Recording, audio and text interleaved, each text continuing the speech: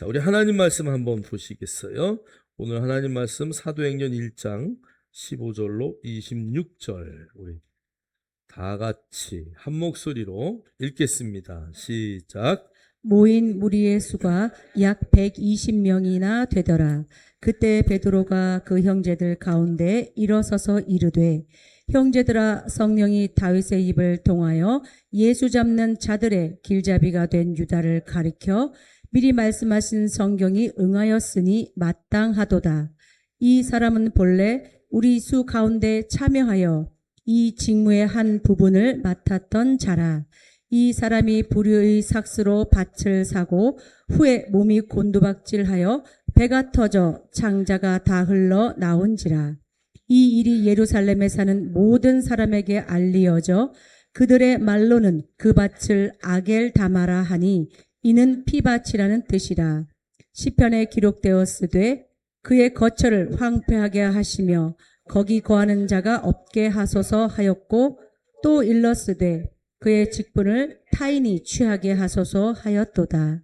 이러함으로 요한의 세례로부터 우리 가운데서 올려져 가신 날까지 주 예수께서 우리 가운데 출입하실 때에 항상 우리와 함께 다니던 사람 중에 하나를 세워 우리와 더불어 예수께서 부활하심을 증언할 사람이 되게 하여야 하리라 하거늘, 그들이 두 사람을 내세우니 하나는 바사바라고도 하고 별명은 유수도라고 하는 요셉이요, 하나는 마띠아라. 그들이 기도하여 이르되, 뭇 사람의 마음을 아시는 주여, 이 두 사람 중에 누가 주님께 택하신 바 되어 봉사와 및 사도의 직무를 대신할 자인지를 보이시옵소서. 유다는 이 직무를 버리고 제 곳으로 갔나이다 하고 제비 뽑아 마띠아를 얻으니 그가 11사도의 수에 들어가니라. 아멘. 아멘. 오늘은 이제 이 사도행전 15장에서 26절 말씀을 통해서 교회 회복의 세 가지 원리를 우리가 한번 볼 수 있기를 바랍니다. 첫 번째 우리 한번 제목을 한번 읽을까요? 다 같이 한번 읽겠습니다. 시작. 문제를 말씀으로 해석하는 공동체. 여러분 오늘 여기 보니까요 120문도가 모였다 그래요. 사실은 그게 120명인지 110명쯤 되는지 뭐 130명쯤 되는지 사실 인원은 120명쯤 되었다, 120명 정도가 되었다, 이렇게 이제 성경이 말하죠. 원래 유대인들은 120, 이 숫자는 12 곱하기 10이죠. 그러니까 이 120, 12이라는 그 완전한 수를 채우기 위한 유대인들의 노력이 있어요. 그래서 여러분 구약의 지파가 몇 개예요? 12지파. 야곱의 아들 몇 명이에요? 12명. 그래서 그게 완전한 공동체를 나타내는 유대인의 완전수를 말하는 거예요. 자, 신약의 제자가 몇 명이에요? 12명이에요. 12명.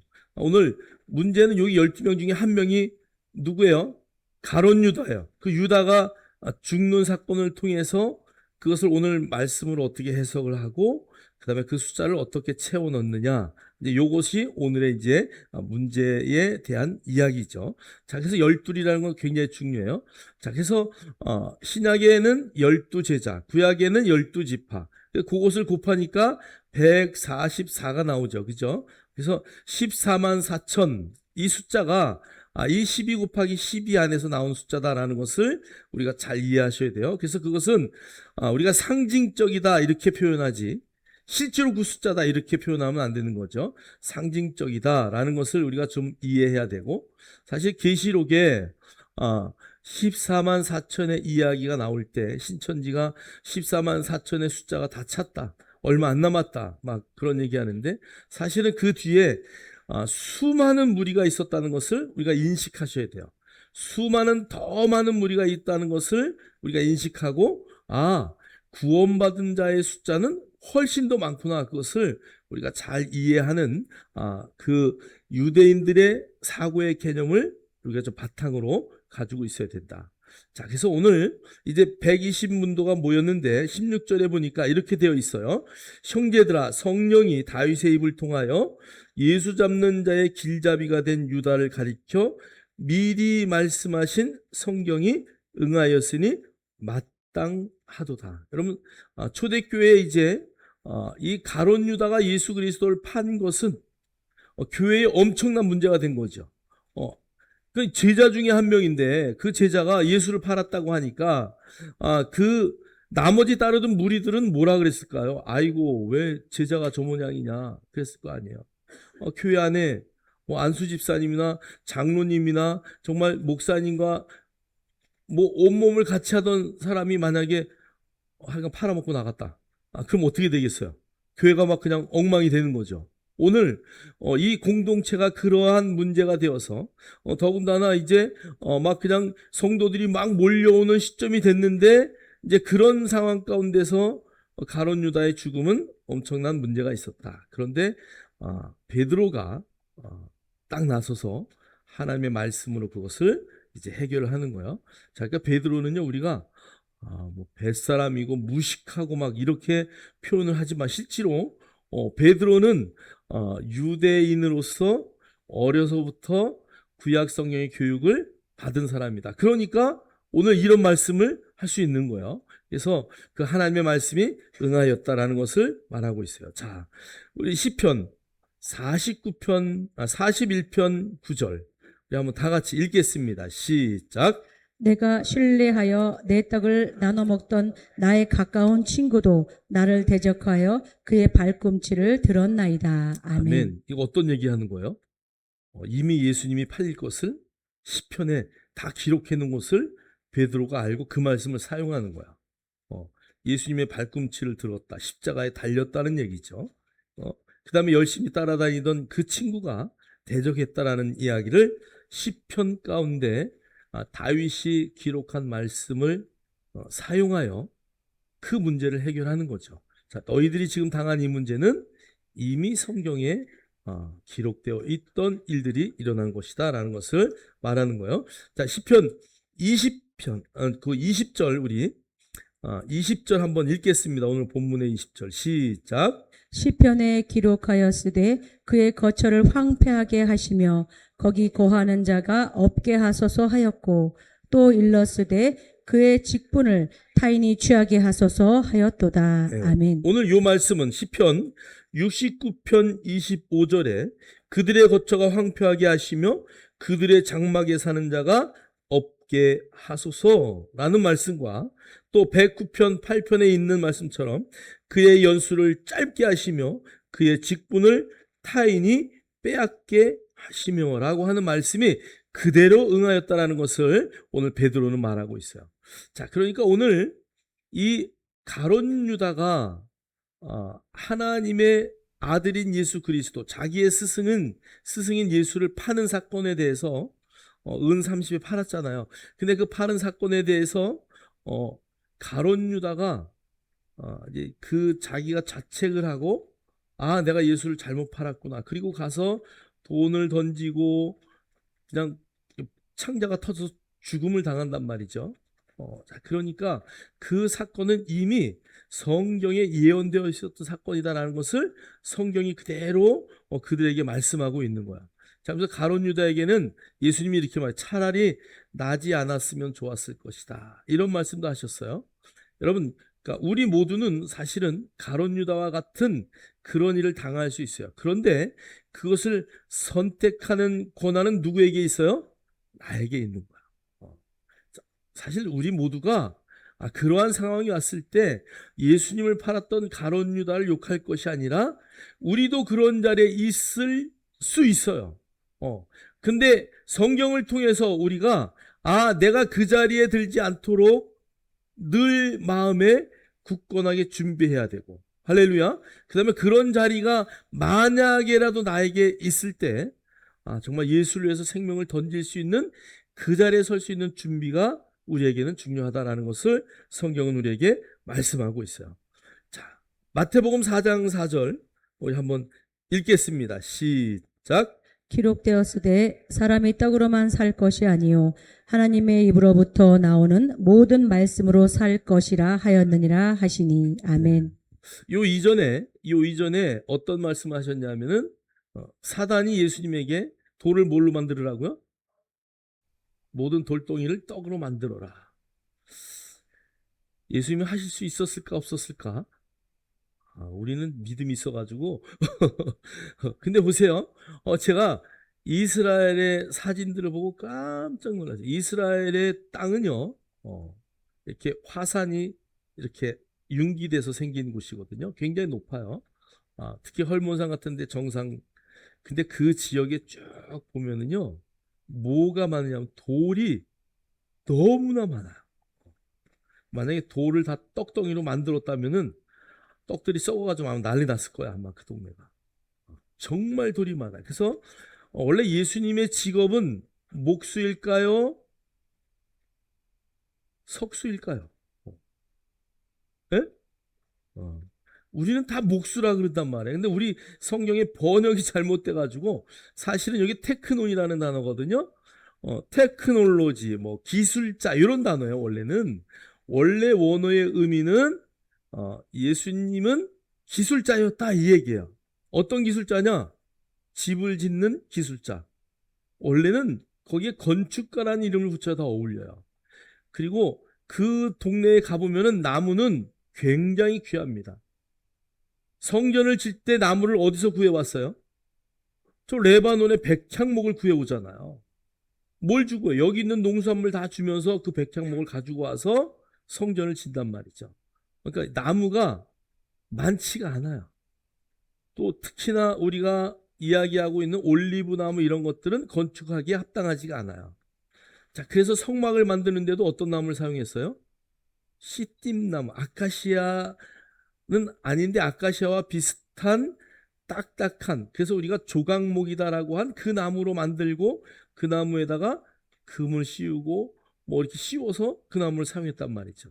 그러니까 나무가 흔하지 않아요. 그러니까 예수님의 직업은 사실 뭐였다?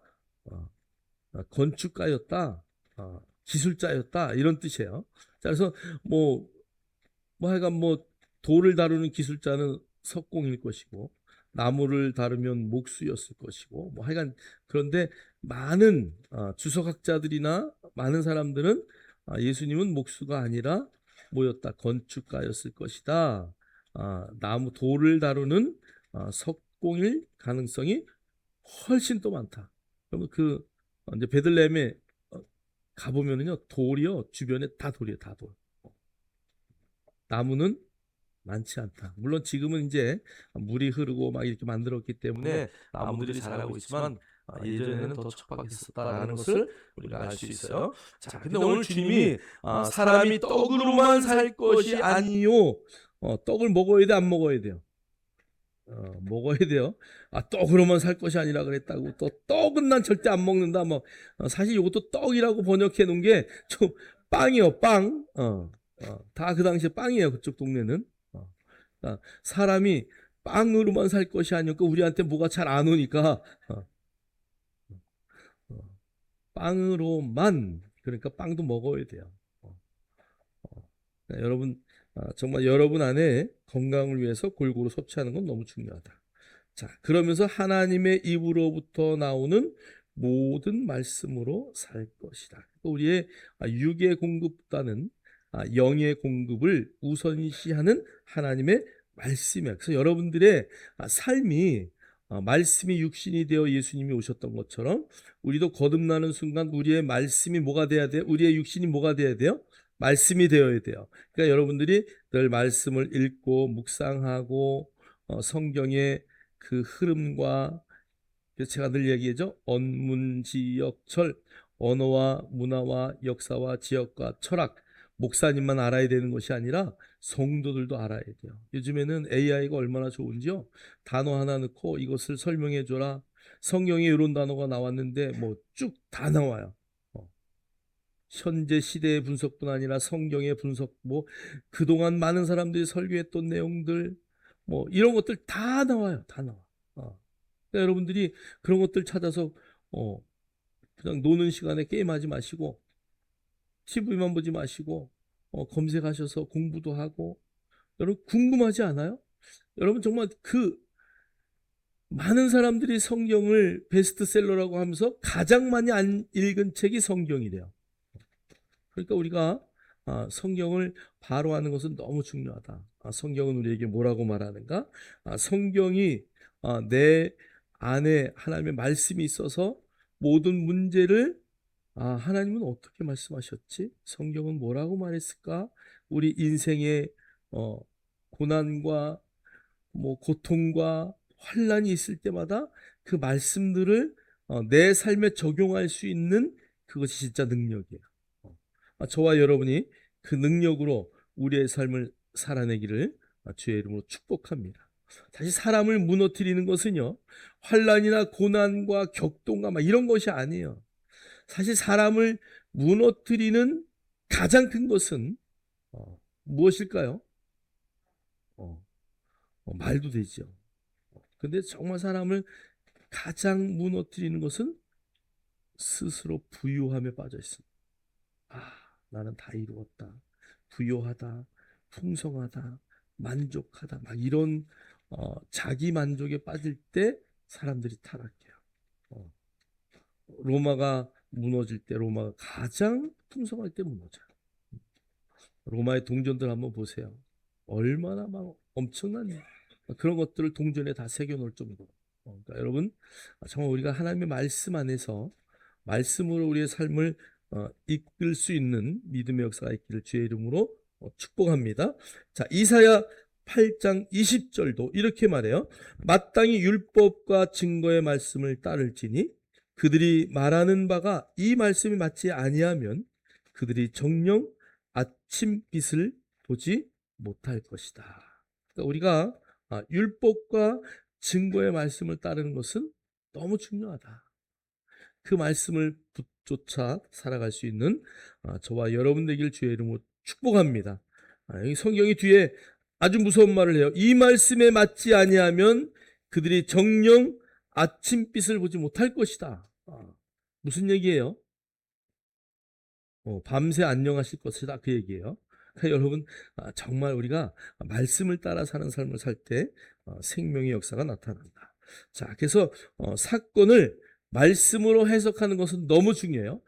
역사는 여론이 아닌 하나님의 말씀 안에서 해석이 되어야 된다라는 것을 말하고요. 베드로는 배반의 충격을 감정적 반응이 아니라 성경의 성취로 바라보았다라는 것을 저와 여러분이 인식하시고 교회의 모든 사건들, 여러분의 삶의 주변의 모든 말씀들을 여론이나 또 여러 가지 이론으로 해석하지 않고 말씀으로 분별할 수 있는 믿음의 역사가 있기를 주의 이름으로 축복합니다.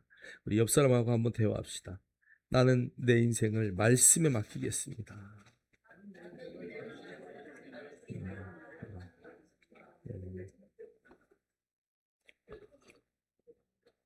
정말 말씀 앞에 맡길 때 믿음의 역사가 나타납니다. 제 중학교 때 친구가 지금까지 이제 연락을 하고 이제 일 있을 때마다 이렇게 하는데 어저께 누군가가 어제 목사님들 와가지고 잠깐 대화하면서 그 얘기. 목사님도 이렇게 누구누구 친구 얘기하다가 꼭 그 친구가 나오면은 새 자가 붙더라고. 그 새 뭐 그러더라고. 그래서 내가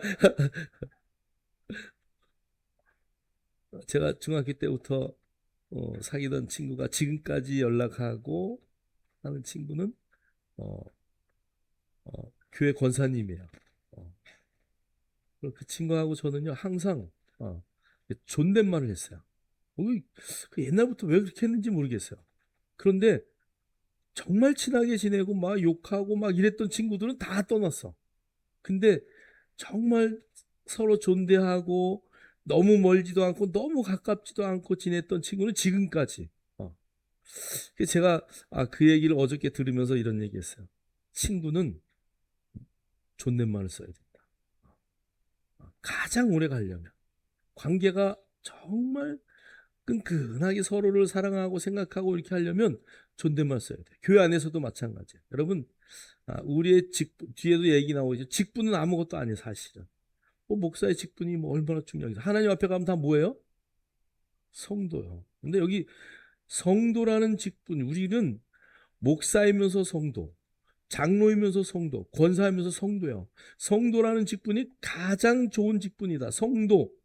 그죠? 예, 그러니까 우리가 다 그냥 이 직분이 무기가 되면 안 돼.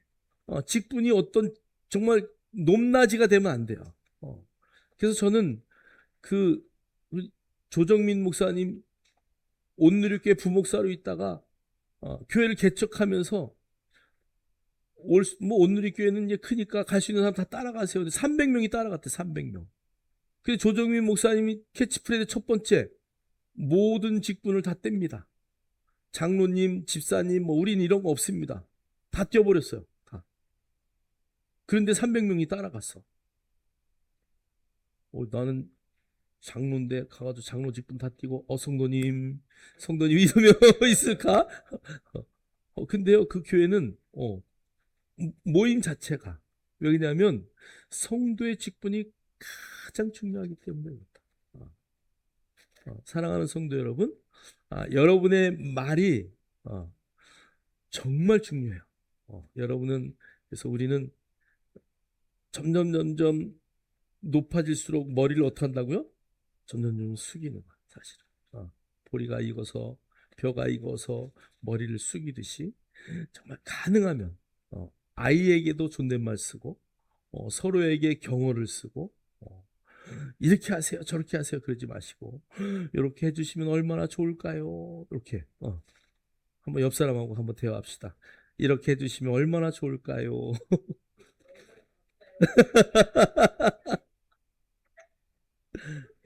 그 입술에 저도요 제가 관리이사를 오래 하고 뭐 사장을 또 오래 하고 막 저도 막 그런 이제 이게 남 밑에 있는 거 잘 안 해보고 저도 뭐 그런 얘기 했잖아요. 부교육자 딱 1년밖에 안 해봤다고 사실은. 그냥 이렇게 항상 이제 그런 자리에 있다 보니까 이게 이 말하는 게 훈련이 안 돼가지고 죄송해요. 그냥 저도 노력할 테니까 여러분도 노력하셔서 정말 말 때문에 상처받지 않고 서로를 이렇게 왜 그런 거 있잖아요. 정말 존대를 안 해도 너무 친근감에 하는 그런 거 있잖아요. 그죠? 네. 이제 그런 언어가 여러분 좀 습관이 됐으면 좋겠어요. 그래서 우리가 사랑의 언어를 하나님의 말씀을 여러분의 입에서 늘 낼 수 있도록 노력하시고 어떤 일이 있어도 내 입에 반말이나 막 이런 말 안 쓰도록 저 오늘 어저께 또 제가 맹세했어요. 다시는 내가 어, 어, 선한 말만 하리라. 어제 제가 막 이 뚜껑이 막 날아가 가지고 네 이거 앞으로 내가 절대 날아가는 일 없도록 여러분한테 맹세하겠습니다. 정말 선한 말, 좋은 말, 한 단계 낮춰서 정말 우리 성도 모두들 저와 더불어 약속할 수 있기를 주의 이름으로 축원합니다. 이제 하나님이 보시겠죠. 우리 정말 좋은 말, 존댓말, 겸손의 말만 할 수 있는 입술이 되기를 주의 이름으로 축원합니다. 자, 두 번째, 직분보다 두 번째는 직분보다 증인의 가치를 우선하는 공동체다. 오늘 여러분 다 알다시피 그 마띠아를 뽑는 데 있어서 이제 어떤 조건이 있는지 한번 보세요. 21절 22절 한번 읽겠습니다. 시작. 이러함으로 요한의 침례로부터 우리 가운데서 올려져 가신 날까지 주 예수께서 우리 가운데 출입하실 때에 항상 우리와 함께 다니던 사람 중에 하나를 세워 우리와 더불어 예수께서 부활하심을 증언할 사람이 되게 하여야 하리라 하거늘. 아멘. 아멘. 자, 요한의 침례로부터 이 말은 뭐예요? 요한의 침례로부터 이 말에 주는 의미가 뭐예요? 요한의 침례 어떤 사건이에요? 예, 예수님의 공생애가 시작되는 거야. 그러니까 예수님이 요한에게 침례를 받을 때 하늘이 열리고 너는 내 아들이다라고 말했던 그 예수님의 사생애 빼고 공생애를 시작하는 그때로부터 우리 가운데 올려져 가신 사건은 뭐예요? 예수님의 승천하신 그날까지 예수께서 우리 가운데 출입하고 함께 일할 그 모든 때에 함께 했던 사람이 사도로서 세워지는데 그 사람은 어떤 일을 해야 되냐? 예수께서 부활하심을 증언할 사람이다. 그러니까 여러분, 그래서 초대교회의 사도의 조건 가운데 바울을 자꾸 배제했던 이유가 뭐냐 하면 바울은 처음부터 예수님의 세례부터 따라다녔는지 안 따라다녔는지 성경에 기록이 없죠. 그 다음에 예수님이 승천하는 그날 옆에 있었는지 없었는지 증거가 안 되잖아요. 오히려 예수님을 십자가에 못 박을 때, 스데반을 죽일 때 그 자리에는 있었던 사람이에요.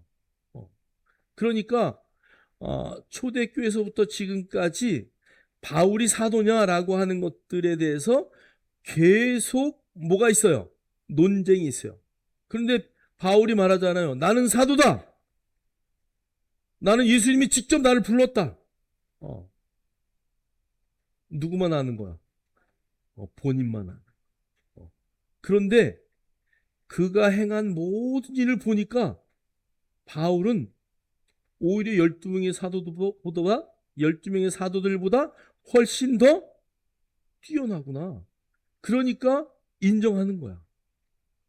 거꾸로 얘기하면 오늘날 여러분 사도는 바울의 논리로 의하면 하나님이 예수 그리스도께서 직접 내가 바로 예수야. 그리고 너는 나를 위해서 증거해야 돼. 라고 부른 사람은 뭐다? 사도다 얘기야. 그럼 오늘날 뭐 논쟁이 많아요. 오늘날 나도 사도입니다. 라고 말할 때 그것을 우리가 받아들여야 되는가? 말아야 되는가? 사도에 지금 끝났는가? 우리가 한 번쯤은 생각해 봐야 할 문제예요. 물론 제가 그게 옳다 저게 옳다라고 결론을 내릴 수는 없어요. 그러나 여러분 많은 분들을 봤을 때 나는 하나님이 나를 부르셨어. 사도라는 단어의 의미가 부름을 받은 자다 이런 뜻이거든요. 하나님이 나를 부르셨어. 그럼 뭐예요? 그럼 뭐예요? 사도예요. 저와 여러분이요. 정말 하나님 앞에 어떤 분이 그러더라고요. 목사님, 연세가 이제 70이 넘었어요. 목사님, 그래도 저는 하나님 앞에 장로로 가고 싶습니다. 그래서 장로 안수했다니까요. 70이 넘었는데 뭔 말인지 이해가 되시죠? 은퇴하셨어요. 근데 은퇴했어도 은퇴 장로로 나를 세워주십시오. 나는 하나님 앞에 가는데 나는 이 직분을 받고 하나님 앞에 가고 싶습니다. 직분에 대한 내가 하나님 앞에 더 크게 받겠다라고 하는 결단이 있는 거죠. 여러분 이왕이면 하나님 앞에 갈 때에 목사로 또 사도로 사도는 하나님 앞에 부름받은 자니까 그리고 내가 정말 그렇게 죽도록 복음을 증거하다가 죽는 자리에 서려고 하는 욕심이 저와 여러분에게 다 있어야 될 줄 믿습니다. 할렐루야. 그래서 이왕이면 내가 하나님 앞에 가는데 정말 하늘의 별같이 빛나는 그런 하늘의 상급의 자리에 내가 서기 위해서 이 땅에 있는 모든 시간을 불태울 수 있는. 할렐루야. 너무 엄숙한 얘기를 했나? 우리 옆 사람하고 한번 대화합시다. 당신도 사도의 자격이 있습니다.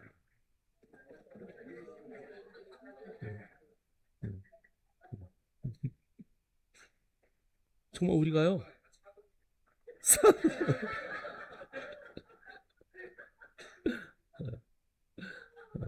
우리가 정말 하나님 앞에서 부름받은 자의 삶을 살아낼 수 있길 주의 이름으로 축복합니다. 오늘 저기에서 정말 중요한 것은 예수께서 부활하심을 뭐 할 사람이다? 증언할 사람이다. 여기 마르티스라는 얘기거든요. 증언. 이 마르티스라는 단어는 뒤에 뭐가 있냐면 순교라는 단어가 그 안에 함께 있어요. 예수를 증거하다가 죽는 그 자리까지. 저와 여러분이 그 자리에 있기를 주의 이름으로 축복합니다. 축복합니다. 자, 사도행전 1장 8절 읽겠습니다. 시작. 오직 성령이 너희에게 임하시면 너희가 권능을 받고 예루살렘과 온 유대와 사마리아 땅 끝까지 이르러 내 증인이 되리라 하시니라. 아멘. 아멘. 그래서 여기 오직 성령이 너에게 임하시면 조건이에요. 여러분 증언하고 증언대에 있는 사람은 뭐한 사람이에요? 본 사람이잖아요. 그래서 예수의 처음서부터 승천하는 날까지 예수 그리스도를 나는 다 보았다. 저와 여러분은 어디서 보나요? 말씀을 통해서 보아야 돼요. 그리고 그 성령의 사건으로 인해서 내 마음 가운데 예수 그분은 그리스도다. 그리스도는 기름 부음 받은 자잖아요. 예수 그분은 기름 부음 받은 자로서 왕이요 제사장이요 선지자의 역할을 우리에게 다하신 하나님의 아들이라는 것을 조금도 의심하지 않는 그 자리에 서는 것이 성령의 임함의 사건이죠. 그리고 그것을 받게 되면 예루살렘과 온 유대와 사마리아와 땅끝까지 이르러 증인이 되어서 만에 하나 너 예수를 증거하면 죽여 그런 자리가 있다 할지라도 그 자리를 마다하지 않는 그 자리에 서는 자 그것을 우리에게 말씀하고 있어요. 저와 여러분이 정말 주님 부르시는 그날까지 어디든지 누구를 만나든지 예수를 증거하는 그 자리에 있기를 주의 이름으로 축복합니다. 자, 마태복음 10장 32절 읽겠습니다. 시작. 누구든지 사람 앞에서 나를 시인하면 나도 하늘에 계신 내 아버지 앞에서 그를 시인할 것이요. 아멘. 아멘. 예수님이 말씀하신 거야. 나를 시인해라. 나도 하나님 아버지 앞에 마지막에 내가 너를 시인할 것이다. 그래서 마지막 심판 때에는 누가 예수님이 변론자로 계실 거야. 그래서 이 사람은 나를 믿는 사람입니다. 그럴 때 패스되는 거죠. 그래서 그 자리에서 주님이 네가 아무리 기적을 행하고 네가 아무리 표적을 행하고 네가 아무리 어떤 일을 했다 할지라도 내 이름을 위해서 한 것이 아니라면 나는 너를 모른다라고 주님은 말씀할 것이다라는 것을 우리는 성경을 통해서 알고 있습니다. 자, 고린도전서 9장 1절도 말이에요. 내가 자유인이 아니냐 사도가 아니냐 예수 우리 주를 보지 못하였느냐 주 안에서 행한 나의 일이 너희가 아니냐. 정말 바울은요 내가 자유인이 아니냐 사도가 아니냐 예수 우리 주를 보지 못하였느냐. 바울이요 예수님을 봤을까 못 봤을까. 아마 십자가에 못 박혀서 돌아가시는 예수를 아마 똑똑히 보았을 거야. 그 자리에서 옷 맞는 일을 거기에서도 하셨을 거야. 자, 그러면서 갈라디아서 2장 20절에 내가 그리스도와 함께 십자가에 못 박혔다라는 고백을 바울이 해요. 핍박자였는데 그는 그런 고백을 하는 거예요. 자, 그리고 주 안에서 행한 나의 일이 누구라고요? 너희. 자, 그러면 내가 예수 그리스도 안에서 행한 일을 다 본 너희들, 내가 전도한 너희들, 너희들이 뭐라고요? 나의 증인이고요. 그죠? 할렐루야. 그래서 여러분 정말 내가 나를 판단하는 것이 아니라 사람이 나를 판단하고 하나님이 나를 판단한다는 것을 절대 잊으시면 안 돼요. 우리 안에 내가 행한 모든 일 그것이 바로 내가 전도한 사람들이 증인이 되는 것이고 내 옆에 있는 모든 사람들이 증인이 되는 것이죠. 그래서 바울과 같이 내가 그리스도와 함께 십자가 못 박혔다라고 하는 고백은 너무 중요한 고백이에요. 2000년 전에 십자가에 예수님이 돌아가신 그 십자가에 저와 여러분이 못 박혀 있음을 절대 잊지 않기를 주의 이름으로 축원합니다. 축원합니다. 자, 디모데후서 4장 7절은 이렇게 말해요. 나는 선한 싸움을 싸우고 나의 달려갈 길을 마치고 믿음을 지켰다. 여러분 우리 인생의 마지막에 숨을 거둘 때 저 고백이 있기를 주의 이름으로 축복합니다. 우리가 정말 마지막이 없을 것처럼 사는 게 문제라고 제가 늘 말하잖아요. 우리의 인생의 마지막은 반드시 옵니다. 그런데 그 마지막에 나는 선한 싸움을 싸우고 나의 달려갈 길을 마치고 믿음을 지켰다라고 나의 죽음을 지켜보는 모든 사람들에게 말할 수 있는 그런 멋진 믿음의 역사가 저와 여러분 안에 있기를 주의 이름으로 축복합니다. 그래서 오늘 그 12사도의 직분의 자리를 채우는 데 있어서 직분이 우선이 아니라 그 직분을 취할 자는 죽을 때까지 나를 증언할 수 있는 사람이다 라는 것을 말씀하고, 직분보다 주의 말씀을 증거하고 예수 그리스도를 증거하는 일에 우선된 자리에 설 수 있는 저와 여러분 되기를 주의 이름으로 축복합니다. 그래서 리더십의 자격은요, 능력보다 동행하는 거예요. 정말 리더십의 사람들은요, 동행을 함께하는 거예요. 한 사람을 잃지 않기 위해 그 사람을 나와 같이 만드는. 그래서 리더십 정말 중요한 거죠. 여러분 동행하는 그 자리에 있어야 된다라는 것을 저와 여러분이 잊지 않기를 주의 이름으로 축복합니다. 자, 우리 뒤에 한번 볼까요? 증인은 그래서 첫 번째는 순교자예요. 이 마르티스라는 단어가 순교자의 자리에 있는 것이다.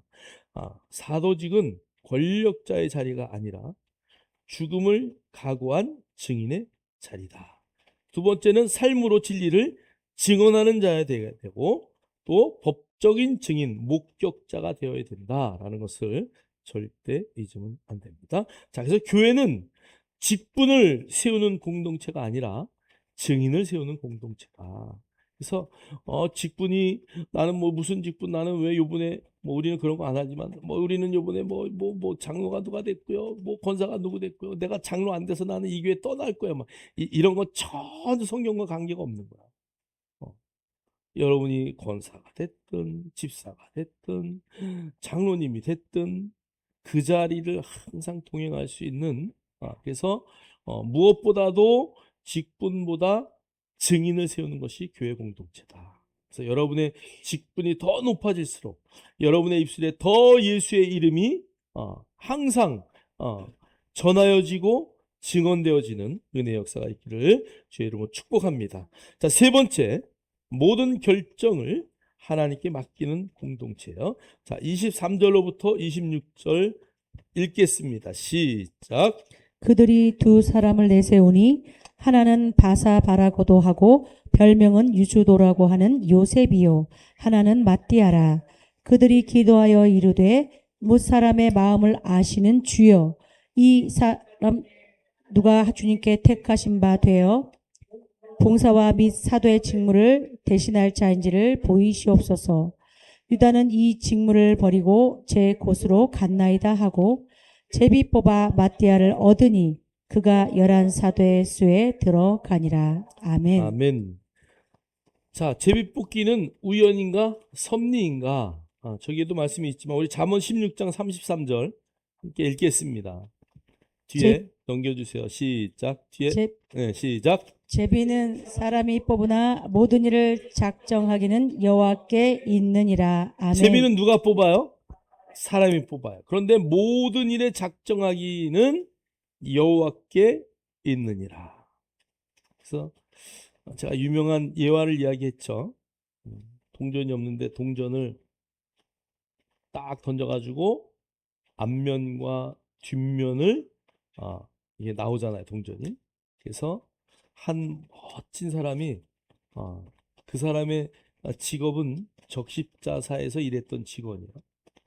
근데 프랑스 파리에서 스위스로 발령이 났어요.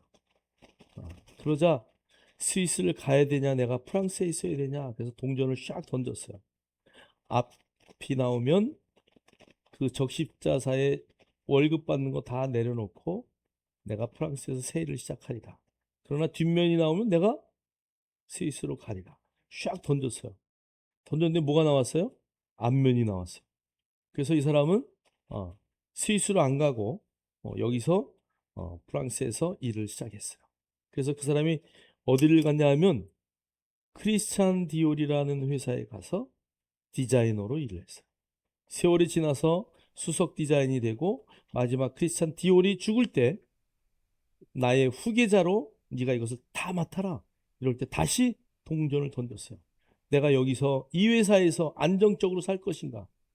아니면 내 회사를 차릴 것인가? 그래서 샥 던지면서 결정을 했어요. 동전의 앞면이 나오면 나는 내 일을 시작하리라. 뒷면이 나오면 내가 여기에 이 크리스찬 디올이라는 회사를 내가 물려받고 그 일을 하리라. 근데 딱 했는데 어디가 나왔을까? 앞면이 나왔어요. 그래서 새로운 회사를 차렸어요. 열심히 일했어요. 그래서 그는 피에르 가르댕이라는 회사를 만들었어요. 피에르 가르댕. 여러분 크리스찬 디올이 유명해요? 피에르 가르댕이 유명해요? 둘 다 유명한데 피에르 가르댕이 훨씬 회사가 크고 규모도 없어 크죠. 기자가 물었어요. 당신은 어떻게 동전을 던질 때마다 운이 그렇게 좋은가?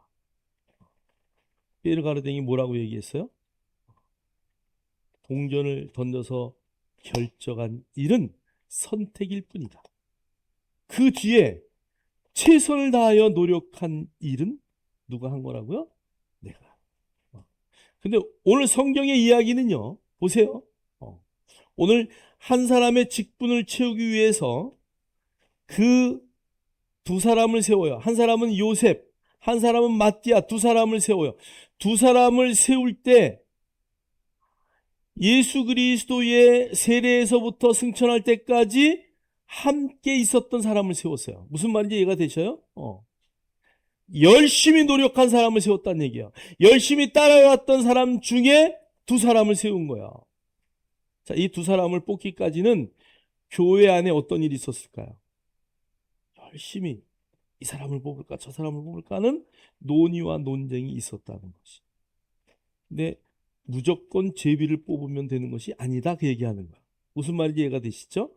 그동안 공로도 뭐 역할도 이런 것을 다 보고 나서 두 사람을 선택을 했다는 것을 이해하지 않고 그냥 제비 뽑습니다 이렇게 해버리면은 교회 안에도 문제, 직장에서도 만약에 직장이 다 해가지고 우리 하나님의 뜻대로 제비 뽑읍시다 이래가지고 만약에 말단 사원이 부장이 되면 어떻게 되겠어요? 절대 안 되는 거죠. 그러니까 우리가 이 제비가 우연과 섭리 두 개를 우리가 다 인정해야 되는 것이다 라는 것을 잘 이해하셔야 돼요. 자, 그래서 제비를 아무 때나 막 뽑으면 안 된다라는 것을 성경 우리에게 말하고 있고요. 그 제비를 뽑는 거, 우리가 최선을 다해서 두 사람을 뽑아놓고 그 다음에 제비를 뽑는 것은 이제 결정은 누구에게 맡긴다는 얘기예요? 하나님에게 맡긴다는 거예요. 자, 그래서 우리의 전 삶이 최선을 다하고 결과는 누구에게? 하나님에게 맡기는 거야. 저와 여러분이 정말 그런 우리가 할 수 있는 최선을 다하고 모든 결과를 하나님 앞에 맡길 수 있는 그런 자세로 살아야 된다. 왜 그러냐? 사무엘상 16장 7절 한번 읽겠습니다. 시작. 보는 것은 사람과 같지 아니하니 사람은 외모를 보거니와 나 여호와는 중심을 보느니라 하시더라. 아멘. 아멘. 그래서 사람은 항상 뭐를 보냐면 외모를 볼 수밖에 없어요. 여러분 저기에 미국 교회에서 테스트한 것도 있지만 저기 올라오는 길에 양복 입고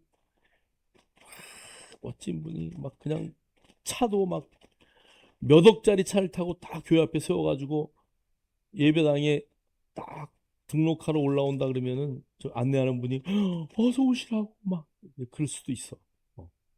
우리 교회는 안 그렇지만. 근데 만약에 그냥 꾀지새하고 냄새 팍팍 풍기고 막 썩은 내 풍기면서 그지같이 하고 와서 예배당에 예배드리러 들어오면 어떡할까? 못 들어오게 해? 권사님 그러시면 안 돼요. 다른 교회로 가라 그래요? 어, 어. 그 미국의 목사님이 실제로 그게 영상이 나온 게 있죠. 교회 앞에 거린처럼 앉아서 누구 하나 교회 예배드리러 왔어요. 그리고 붙들고 올라오는 분이 없어요. 어떤 목사님은 앉아서 돈 달라고 이렇게 구걸하더라고 비 오는데 어떤 사람이 우산도 씌워주고 막 이제 그런 일들을 하고 나중에 목사님이 안 와가지고 왜 안 오시 했더니 그 사람이 이렇게 그 그지옷 같은 거 입고 쪼벅쪼벅 나오니까 막 뒤에서 말리잖아요. 근데 이 옆에는 내가 오늘 여기 부임받은 목사입니다. 성도들이 다 기절했다는 거 아니에요? 어, 우리나라에서도 누가 테스트 했더라고요. 근데 정말 어, 우리는 외모를 보는 거예요. 하나님은 뭘 보신다고요? 중심을 보셔. 사실은 인간의 재판장들은 요즘에 뭐 정관이유 때문에 얼마나 말들이 많아요. 그래서 앞으로는 정말 AI가 재판정에서 AI가 딱 재판 내렸으면 좋겠어. 어. 로비 받을 필요도 없잖아. 돈 받을 일도 없잖아 AI는. 그 모든 자료를 다 분석해가지고 사례들을 다 모아서 어떻게 하는 것이 정말 정의로운가? 그럴 수도 있어요. 모든 사건 기록들이 다 지금 뭐 등록이 돼가지고 정말 우리가 중심을 보는가? 한 사람 한 사람의 중심을 보는가? 저 사람은 나를 좋아하는 사람이지.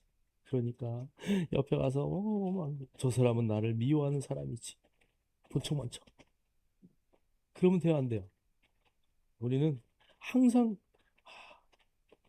그래서 저는 그 천국보다 아름다운인가 그 드라마 예전에 제가 한동안 막 봤어요.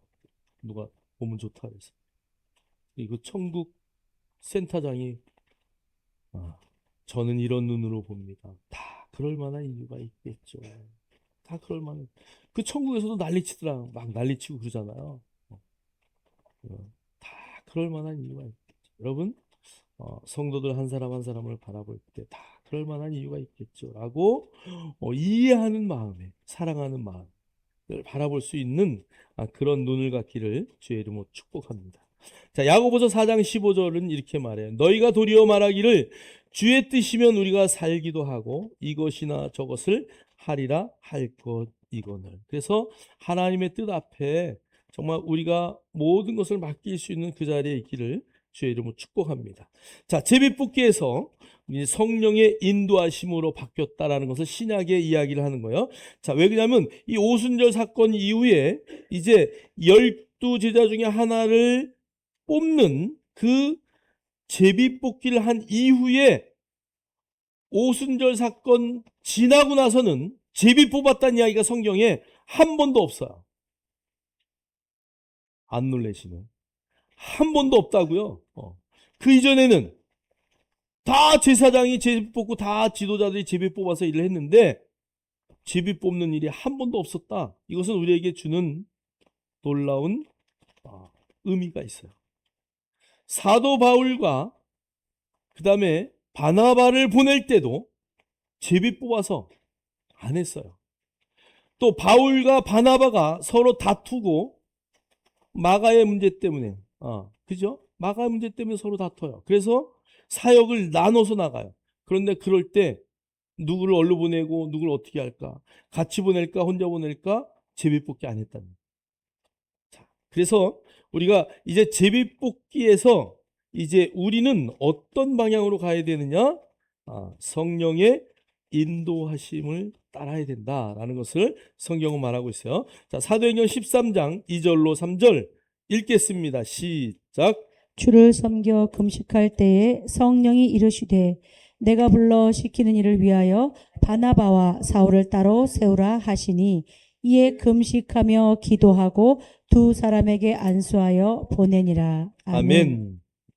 그래서 그 바나바와 바울을 따로 세워서 두 팀을 따로 보냈다. 자, 그리고 바나바와 바울을 함께 교회가 세워서 둘이 함께 또 전도를 보냈다는 얘기예요.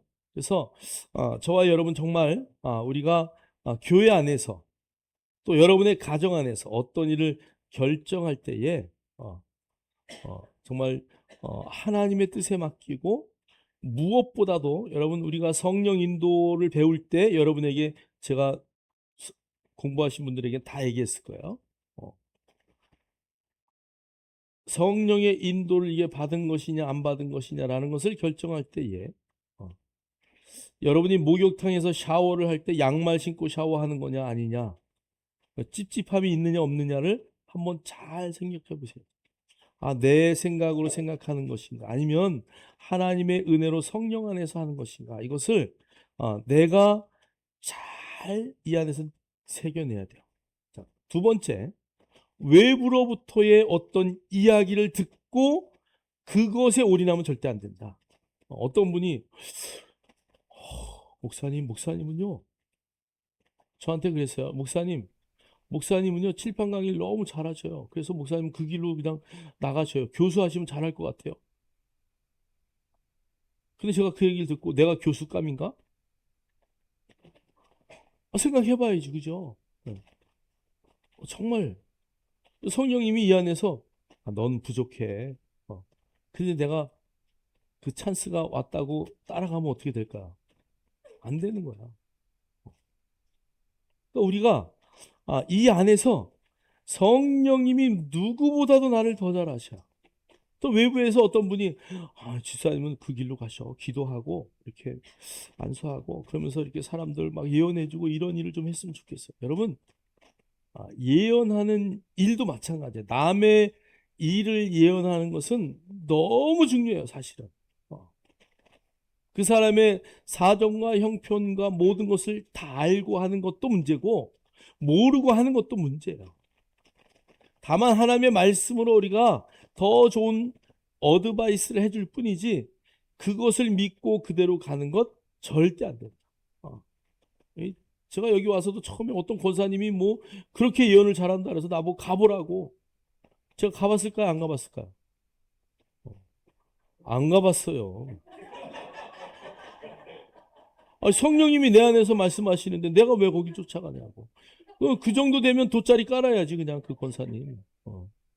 근데 그게 아무리 예언하면 또 무슨 의미가 있겠어요. 여러분, 내 안에 성령님이 나에게 뭐라고 말씀하시는가.